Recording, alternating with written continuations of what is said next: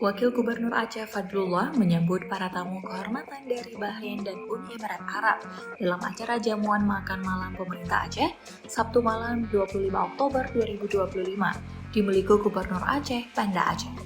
Dalam sambutannya, Wagub Fadlullah menyampaikan ucapan selamat datang kepada Duta Besar Kerajaan Bahrain untuk Indonesia, H.I. Ahmed Abdullah Al-Harmasi Al-Hajeri, bersama para delegasi kehormatan. Hadir pula Head of UN OCHA Indonesia, Kandi Wape, Brendan McDonald, Presiden Director Mubadala Energi Indonesia, Abdullah Bu Ali, serta mantan Menteri Kelautan dan Perikanan Republik Indonesia, Susi Puji Astuti. Turut mendampingi Wakil Gubernur dalam kesempatan tersebut antara lain Kepala Biro Administrasi Pimpinan Setda Aceh, sejumlah Kepala SKPA terkait, pejabat PT PEMA, serta tamu undangan lainnya. Dalam sambutannya, Fadlullah mengatakan, pertemuan tersebut merupakan simbol semangat kerjasama dan persahabatan antara negara-negara Timur Tengah dan Indonesia.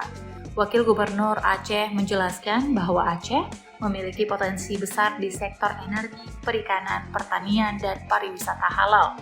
Dengan letak geografisnya di gerbang barat Indonesia dan akses langsung ke pasar ASEAN, Aceh menawarkan iklim investasi yang kondusif serta sumber daya alam yang melimpah. Fadlullah menambahkan pemerintah Aceh juga memprioritaskan 4 sektor utama, yaitu agroindustri, energi dan juga infrastruktur, pariwisata, serta pengembangan kawasan bisnis. Produk unggulan seperti kopi gayo, industri hilir sawit, dan peternakan sapi skala besar menjadi daya tarik utama investasi daerah tersebut. Dalam kesempatan tersebut, Fadlullah turut menyampaikan apresiasi kepada Mubadala Energi atas kontribusinya dalam pengembangan sektor energi di Indonesia, termasuk di Aceh.